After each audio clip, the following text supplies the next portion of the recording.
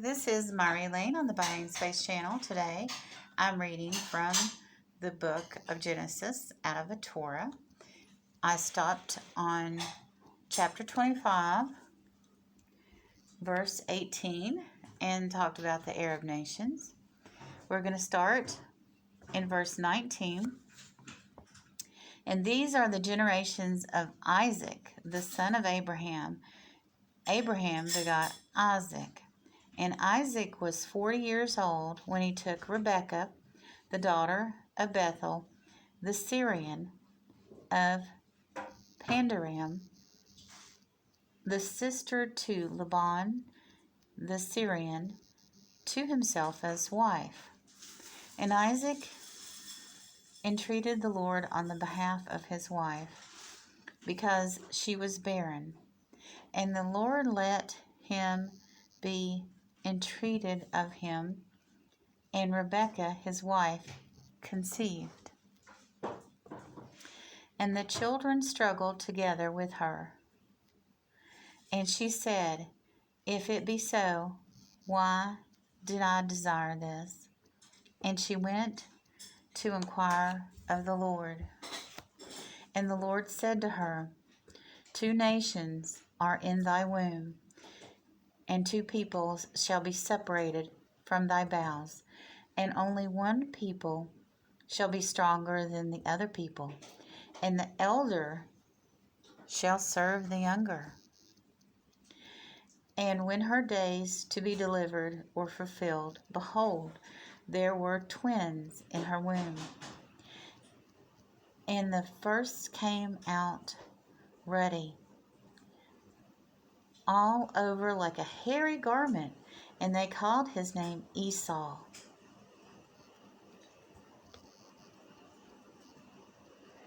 And after that came forth his brother, his hand holding on to Esau's heel, and his name was called Jacob.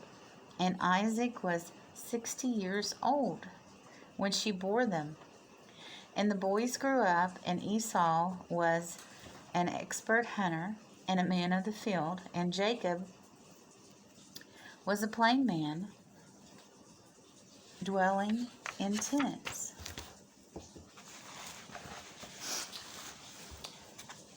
And Isaac loved Esau because he did eat of his venison, but Rebekah loved Jacob. And Jacob at one time boiled pottage, and Esau came from the field, and he was faint. And Esau said to Jacob, Let me swallow down, I pray thee, some of that red pottage, for I am faint. Therefore was his name called Edom. And Jacob said, Sell me this day thy birthright. And Esau said, Behold, I am going to die, and what of a profit can porridge be to me? And Jacob said, Swear to me this day. And he swore to him, and he sold his birthright unto Jacob. When Jacob gave Esau bread and pottage of lentils, and he did eat and drink, and he rose up and went away. Thus Esau despised the birthright. So he gave up his birthright for lentils. I've always said to the people that feed me, thank you for your kindness. But that doesn't mean I'm giving up anything. Nobody made me swear I was giving up anything when I was fed. And I didn't. Don't be the Native Americans and sell your land for trinkets,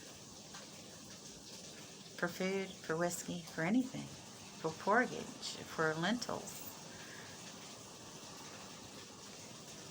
Thank people for their kindness, but do not make a bond with them that it's a trade or exchange, because it's not.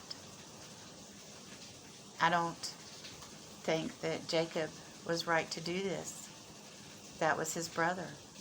I think a more reasonable request in return. Might have been inappropriate. Something that could have been traded that day. But not a birthright. Not an inheritance. Not equity in a house. Not any large item for lentils.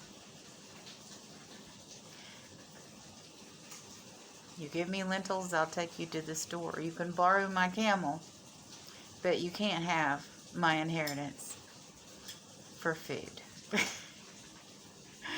And sometimes for even food that I didn't ask for. So there's a lesson with Jacob and Esau. Jacob was not a nice brother.